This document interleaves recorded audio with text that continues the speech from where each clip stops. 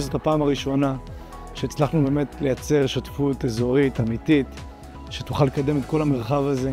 לראות את כל השותפים נרתמים ביחד למשימה כזו, במיוחד בתקופות כאלה מאתגרות, זה ממש סיפוק גדול. חזון המטבח הוא הקמת חברות בנות קיימא. חברות אשר יפתחו, ייצרו, יחדשו, יובילו, יעסיקו עובדים וייצאו לעולם. אני כל כך מתרגש מכל בן אדם שמבין את גודל המשימה ואומר אני רוצה להיות שותף. ואנחנו נצליח בעזרת השם, זה הכי חשוב. להצמיח את האזור, זה לדאוג, לפרוח ולשגשג, ולדאוג שהחדשנות תקבל פה את ביטויה. כולנו, גם כגופים ממשלתיים וגם כאזרחים, רוצים שהעוטף ישגשג ויצליח ויתפתח כלכלית ויזנק כלכלית אחרי המלחמה.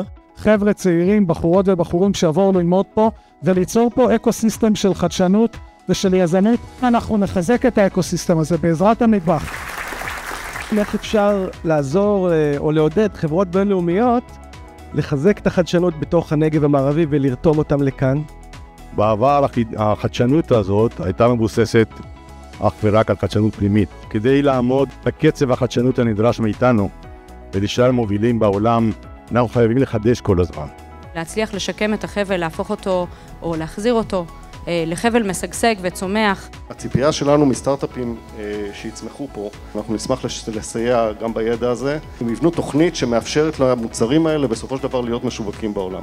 כי אנחנו לא מדברים רק על להתאושש, אלא מדברים על ממש צמיחה, על איך אפשר להיות חזקים יותר, וזה גם הדרך שאנחנו מסתכלים עליה.